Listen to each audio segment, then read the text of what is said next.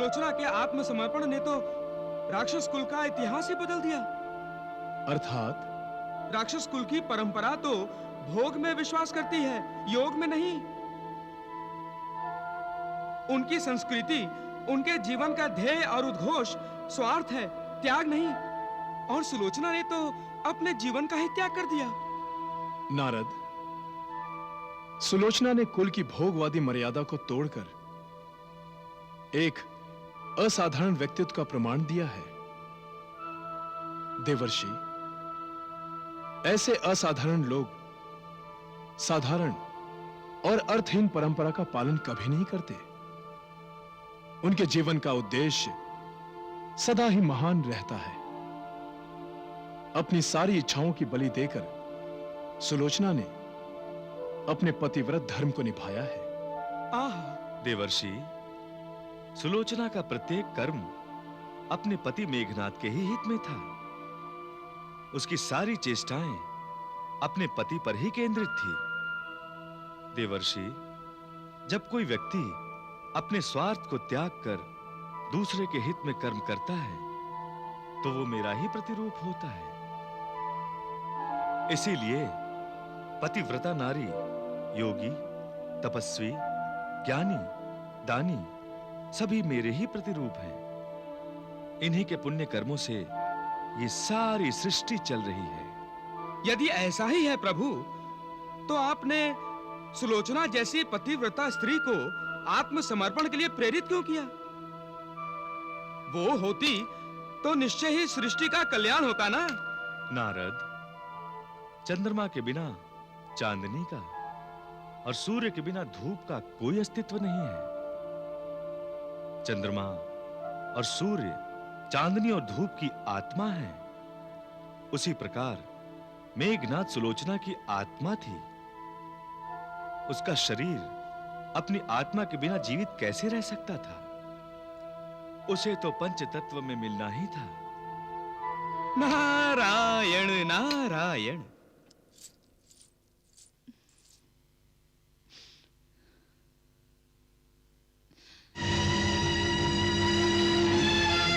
द्वारपाल, क्षमा चाहते हैं महारानी, लंकापति का आदेश है। क्या आदेश है? किसी को भी भीतर न जाने दिया जाए। मुझे भी, उनकी महारानी को भी। महाराज, महाराज!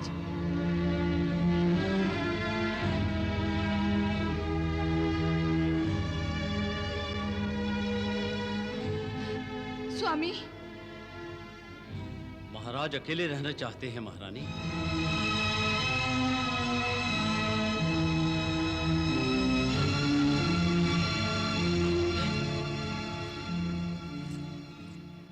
अपनी महारानी से भी नहीं मिलना चाहता है तू? क्यों?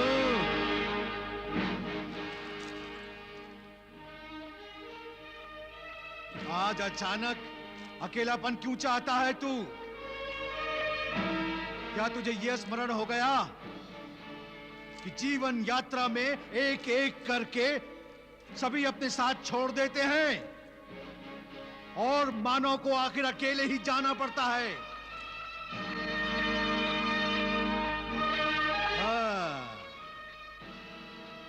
न भ्राता रहे, न पुत्र, और अब मंदोदरी से भी अलग रहना चाहता है तू? शनिदेव! तो फिर क्यों नहीं आने दिया उसे? वो तो अकेलेपन में तेरा साथ देने आई थी, तेरा दुख बांटने आई थी। फिर क्यों प्रतिबंध लगाया तूने उस पर? क्यों प्रतिबंध लगाया? क्यों? वो तेरी पत्नी है दशानन,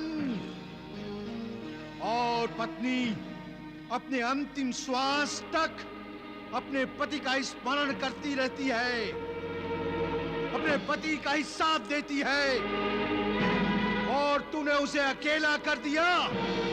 क्यों? क्यों? आखिर क्यों?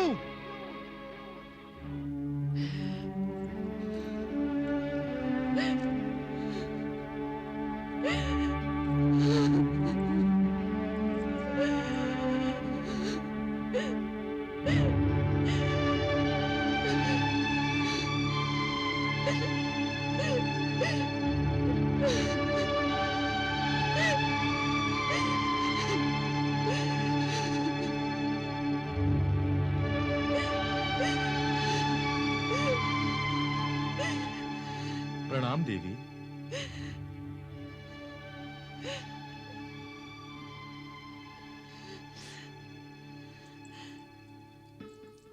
आप देवी, मैं दशरथ पुत्र राम हूं। श्री राम।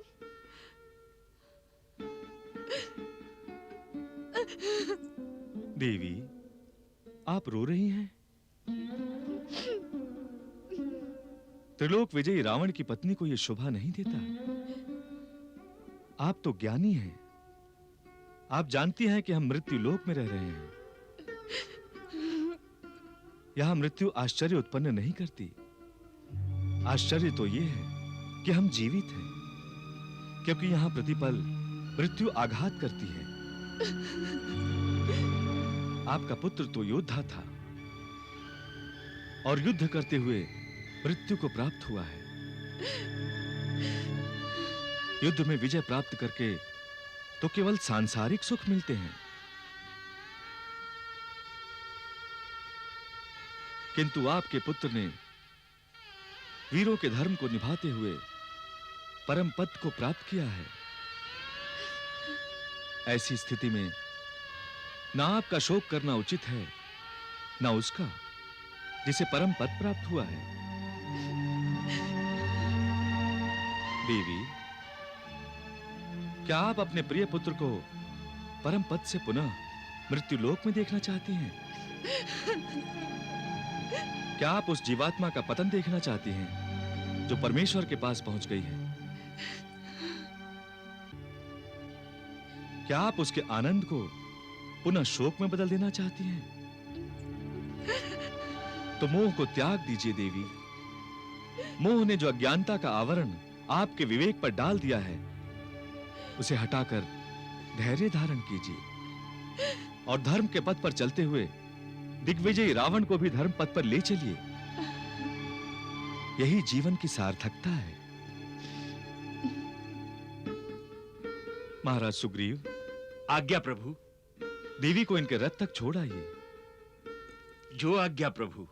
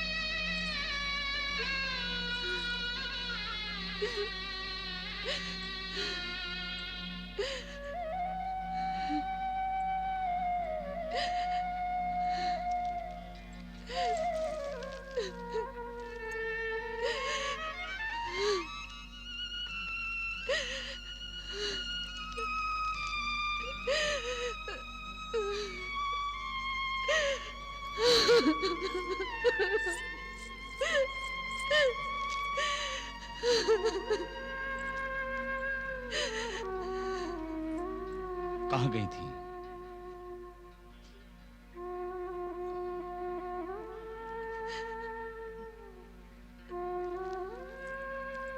क्या है इस मुट्ठी में?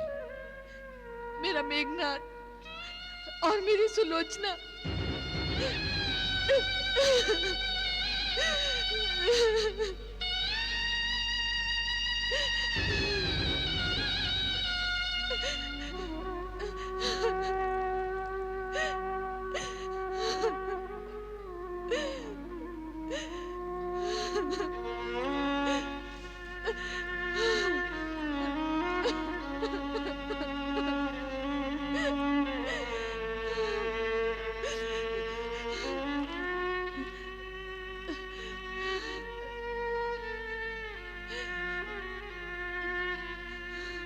मंदोदरी, मनुष्य जीवन का अंतिम सत्य यही है।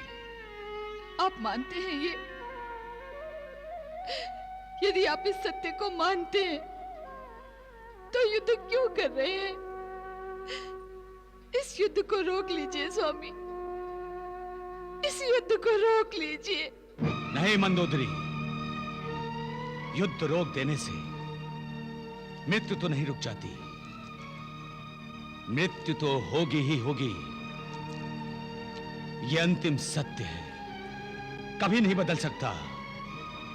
और यदि मेरी मृत्यु का समय आ गया तो मैं ये चाहूंगा कि मेरी मृत्यु युद्ध क्षेत्र में हो। और मैं क्या, प्रत्येक योद्धा यही इच्छा करेगा कि वो युद्ध करते करते अपने प्राण त्याग दे। किंतु मेरा क्या दोष है स्वामी? मुझे अकेली छोड़कर क्यों जाना चाहते हैं आप? क्यों?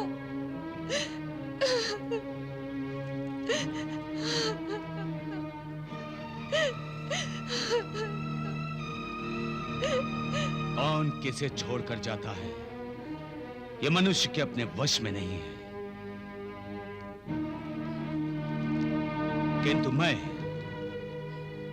अपनी आत्मा की पुकार सुनकर युद्ध करूंगा। मैं युद्ध करूंगा अपने सैनिकों के लिए, अपने पुत्र के लिए, अपने भाई के इस बलिदान के लिए। मैं युद्ध करूंगा इस बलिदान को श्रद्धांजलि देने के लिए। मैं युद्ध करूंगा इस बलिदान का मान बढ़ाने के लिए। मंदोदरी,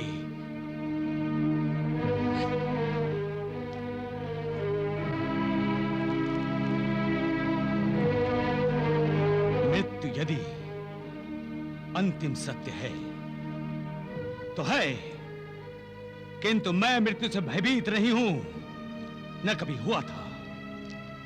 मृत्यु मुझ पर कभी विजय प्राप्त नहीं करेगी। मैं मृत्यु पर विजय प्राप्त करूंगा, और ऐसी विजय प्राप्त करूंगा कि मरने के पश्चात भी जीवित रहूंगा। मैं रहूं अथवा ना रहूं, मेरा नाम जीवित रहेगा। नाम कभी नहीं मरता, मरता है शरीर। रावण कभी नहीं मरेगा, कभी नहीं। ज्ञानी हो तो रावण जैसा। देखा आपने कैसे उसने स्वीकार किया कि मृत्यु लोक का अंतिम सत्य मृत्यु है। रावण महर्षि पुलस्त का पौत्र है देवर्षि। वो ज्ञानी ही नहीं, महाज्ञानी है। सत्य का साक्षात्कार होते ही रावण ने यह भी कहा है देवर्षि कि वो मृत्यु पाकर भी जीवित रहेगा। अर्थात वो मरकर भी अमर रहेगा। निश्चय ही सृष्टि के अंत तक रावण का नाम रहेगा देवर्षि। तब तो प्रभु आपके मनुष्य अवतार का उद्देश्य सफल हो गया। कहां? क्यों? क्या अभी भी कोई लीला शेष है भगवान? हां देवर्षि, वो देखिए।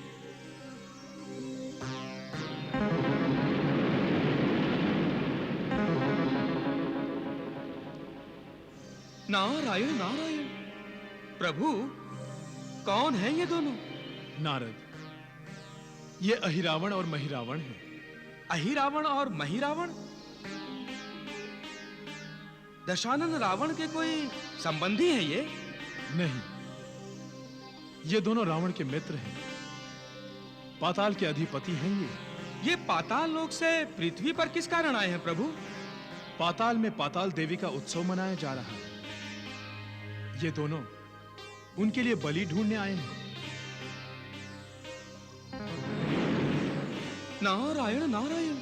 प्रभु ये तो लंका की ओर जा रहे हैं।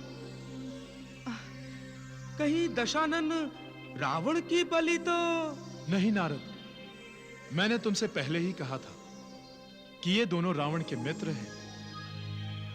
रावण ने एक बार इनकी सहायता की थी। उसे कृतज्ञता दिखाने के लिए इन दोनों ने, अहि और मही ने, अपने नाम के साथ रावण का नाम जोड़ दिया। तब से ये दोनों अहिरावण और महिरावण हैं। संभव है कि ये लंका में रावण से भेंट करें।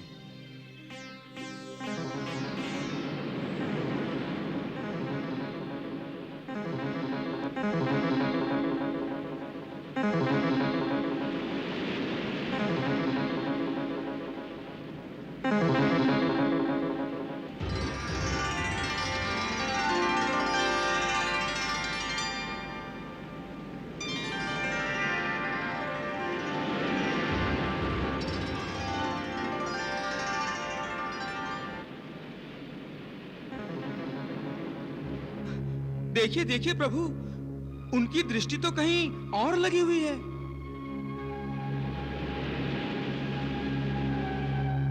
प्रभु, उनके मुख के भाव देखकर तो लग रहा है जैसे उन्हें पाताल देवी के लिए बलि मिल गई। क्या ये सत्य है प्रभु? अरे नारायण नारायण, हनुमान जी, नारायण। बहुत हृष्टपुष्ट वानर है। हाँ, यह बलि पाताल देवी को प्रसन्न करने के लिए बहुत ही उपयुक्त है। तो चलो ले चलते हैं इसे। भ्राताश्री, एक बात समझ में नहीं आ रही, यह वानर इस प्रकार अपनी पूंछ का पहाड़ बनाकर क्यों बैठा है?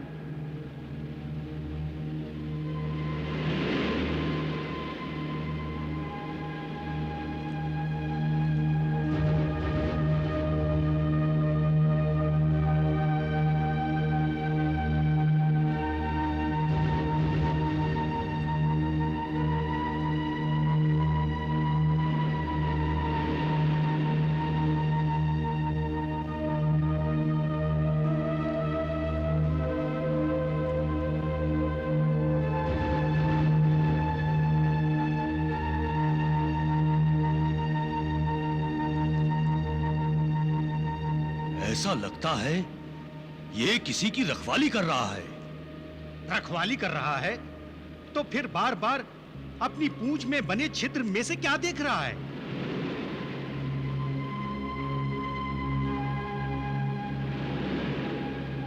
चलो चलकर देखते हैं। हाँ,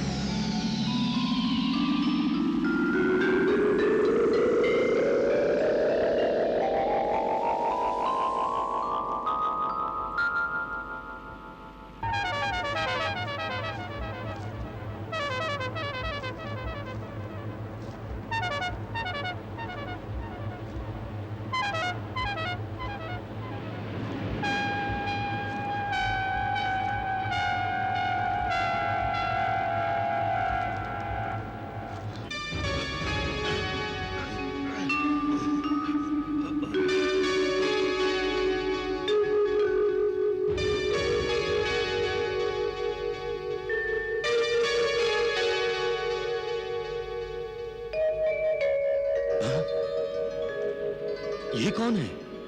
जो भी है तेजस्वी, बलि के लिए उस वानर से अधिक उपयुक्त हैं। तो इन दोनों को ले चलते हैं। हाँ,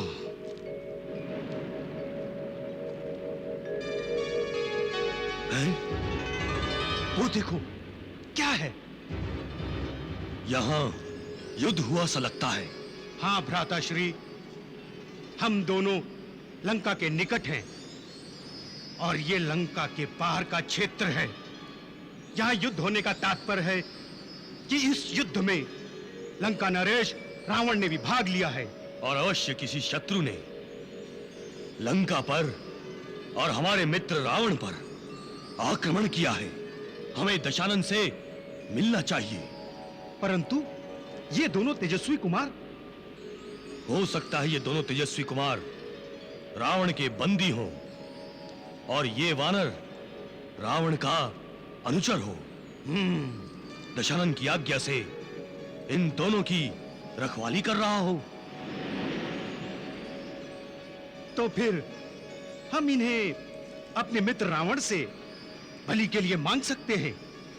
चलो अपने मित्र दशानन से मिलने चलें। चलो चलो।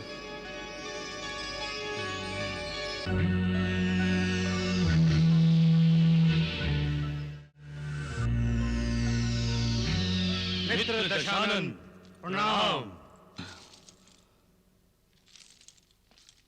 मित्र अहिरावण, मित्र महिरावण, तुम दोनों अचानक यहां बिना किसी संदेश के? पाताल देवी का उत्सव मनाया जा रहा है। उत्सव के लिए बलि ढूंढते हुए हम लंका के सामने वाले क्षेत्र में गए तो वहां पता चला कि वहां युद्ध चल रहा है। हाँ महिरावण, राम नामक एक मानव वानर सेना के साथ लंका पर चढ़ आया है और युद्ध में उसने मेरे अनुज कुंभकर्ण और मेरे पुत्र मेघनाद को परास्त करके उन्हें परलोक पहुंचा दिया है।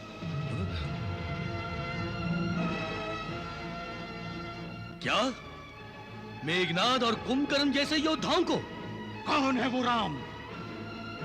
अरे मही, वो वानर जो हमने देखा था वो शत्रु दल का तो नहीं? किस वानर की बात कर रहे हो तुम? मित्र, युद्ध क्षेत्र के उस पार एक शिविर के बाहर एक विशाल वानर पहरा दे रहा था। हमने झांक कर देखा तो 2 तेजस्वी कुमार सो रहे थे। वही राम और लक्ष्मण है, वो दोनों भाई हैं। वो दोनों अयोध्या से आए हैं।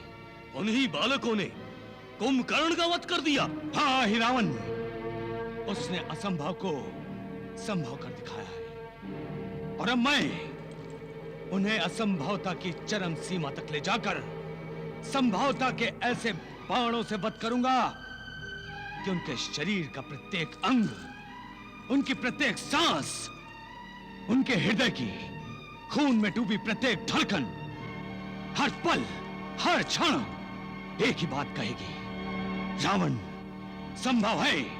रावण के लिए किसी का भी वध संभव है। एक ही रावण है जो इस सृष्टि का और इस सृष्टि में रहने वाले हर मानव का परमेश्वर है। परमेश्वर है, परमेश्वर है। मित्र, हम तुम्हारा दुख समझते हैं। ये तो हमारा अहोभाग्य है कि हमें तुम्हारी सहायता करने का अवसर मिला है। तुम निश्चिंत रहो मित्र, एक पंथ 2 काज हो जाएंगे। हमारी पाताल देवी भी प्रसन्न हो जाएंगी और तुम्हारा प्रतिशोध भी पूरा हो जाएगा। हम उन दोनों अयोध्या कुमारों को पाताल लोक ले जाते हैं और देवी की बलि चढ़ा देते हैं। नहीं मित्र, बलि तो मेरे खड़क की ही चढ़ेंगे। राम ने मेरे भाई का वध किया है। रावण सबसे पहले उसके भाई का वध करेगा। लक्ष्मण ने जिन हाथों से मेरे पुत्र का वध किया है, मैं उसके शरीर से उसके हाथों को काटकर अपने पुत्र की आत्मा को प्रसन्न करूंगा, क्योंकि राम और लक्ष्मण मेरे शत्रु हैं। शत्रु। मित्र, जो तुम्हारे शत्रु हैं वो हमारे भी शत्रु हैं। तुम्हें तो उन दोनों की मृत्यु ही चाहिए ना, तो फिर उसके लिए युद्ध क्यों? युद्ध इसलिए कि वो दोनों भाई योद्धा हैं और एक योद्धा की मृत्यु युद्ध क्षेत्र में होनी चाहिए और मैं उन्हें उनके यथा योग्य सम्मान से वंचित नहीं करना चाहता और न ही अपने आप को प्रतिशोध से। मित्र रावण, तनिक सोचो, बिना तुम्हें कोई हानि पहुंचे यदि हम तुम्हारे मित्रों को कोई लाभ पहुंचता है तो इसमें तुम्हें क्या आपत्ति है?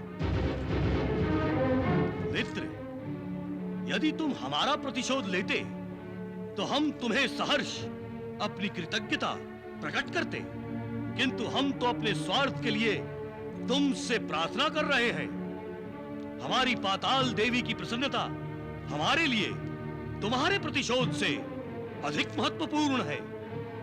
अतः हमें राम और लक्ष्मण को साथ ले जाने की आज्ञा दे दो मित्र।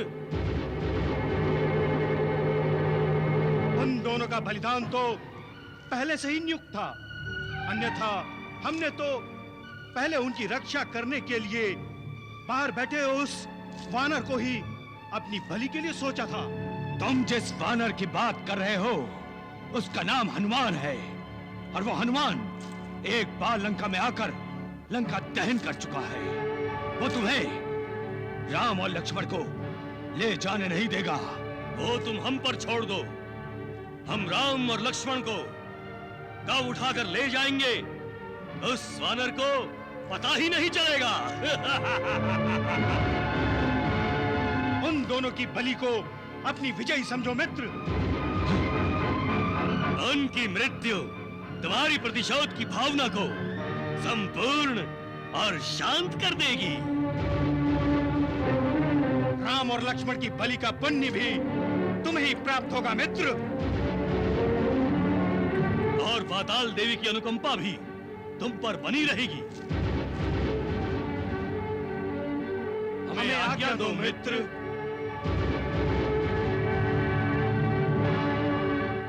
आज्ञा है। धन्यवाद मित्र, धन्यवाद। बलि पूर्ण होते ही हम तुम्हें सूचित कर देंगे।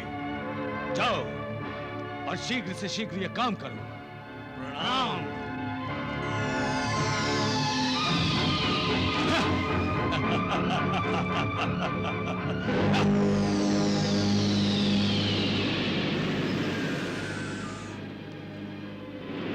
वही ये वानर हमारे मार्ग में आएगा।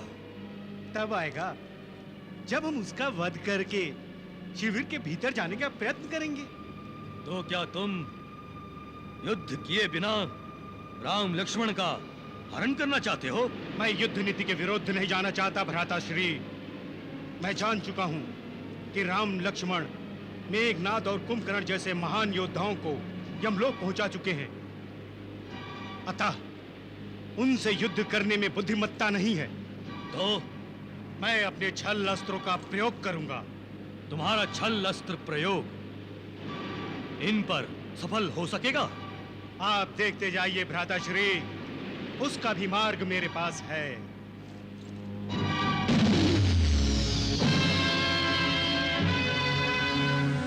प्रणाम स्वामी। क्या है? हम दोनों भूगर्भ से उस शिविर में जा रहे हैं। वो जो वानर वहां बैठा रखवाली कर रहा है, वो देख रहे हो ना, वहां ऊपर एक पल के लिए तुम दोनों को उसका ध्यान अपनी ओर आकर्षित करना है। अर्थात उसे युद्ध के लिए ललकारना है। हाँ, ऐसा ही करना है। परंतु कब? वो हम तुम्हें बताएंगे कब। तुम दोनों अपने कान खुले रखना। मैं आक्रमण बोलूंगा, ये आवाज केवल तुम दोनों को ही सुनाई देगी। जो आज्ञा स्वामी।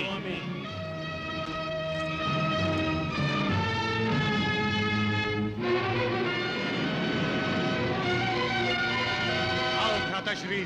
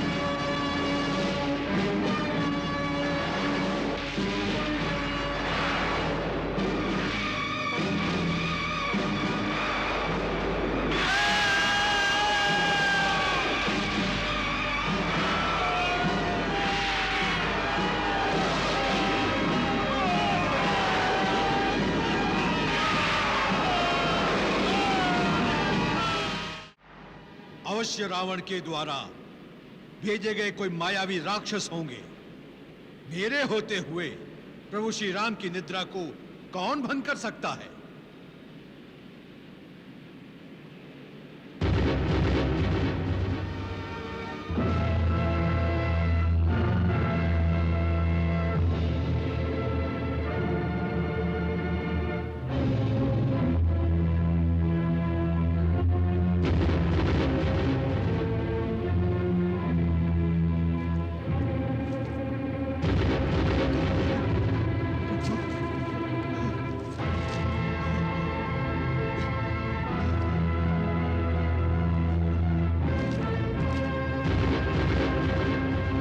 प्रभु श्री राम कहां गए? प्रभु श्री राम कहां गए?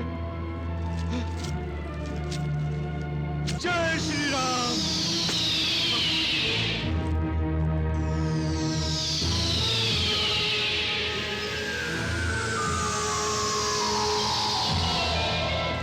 प्रभु श्री राम, प्रभु प्रभु श्री राम, प्रभु श्री राम, प्रभु प्रभु प्रभु श्री राम। हे दशो दिशाओं, हे गंधर्वो, हे अप्सरा, किन्नरों, मुझ पर कृपा करो, मुझे बताओ मेरे प्रभु श्री राम कहाँ है? मेरे प्रभु श्री राम कहाँ है? मेरे श्री राम कहाँ है? महाराज विभीषण, रावण ने माया के प्रयोग से मेरे प्रभु श्री राम और लक्ष्मण का हरण कर लिया है। इसलिए मैं जा रहा हूं रावण और उसकी लंका का विनाश करने। जय श्री राम। नहीं हनुमान, रुक जाओ। नहीं महाराज विभीषण, आज मैं रावण और उसकी लंका का विनाश करके ही रहूंगा। क्या तुम श्री राम सहित लक्ष्मण के प्राण संकट में लाना चाहते हो? यही तो दशानन चाहता है। क्या? कि तुम मुझसे उलझ जाओ।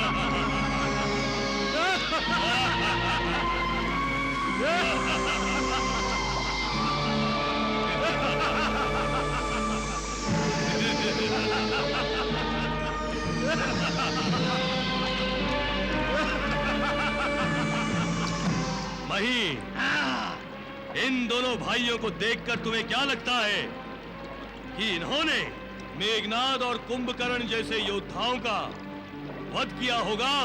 कल उत्सव में इन दोनों की बलि के पश्चात जब इनके मांस के टुकड़ों का प्रसाद बांटेंगे तो पाताल वासियों को बताएंगे कि वो दशानन रावण के पुत्र और उनके भाई के संग हरक का मांस खा रहे हैं। हाँ मही, इन दोनों भाइयों की बलि से दशानन की चिंता भी दूर हो जाएगी।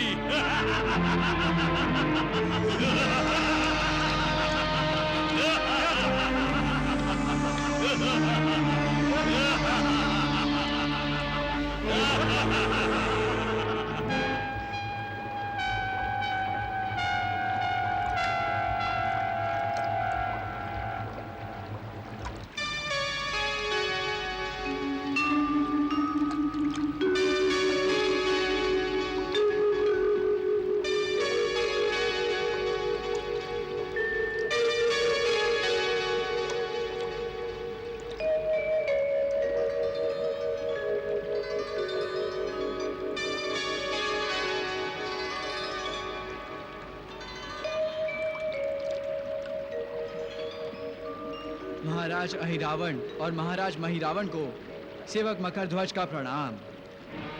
प्रणाम मकरध्वज, प्रणाम। मकरध्वज, ये दो मानव कल के उत्सव की बलि के लिए हैं।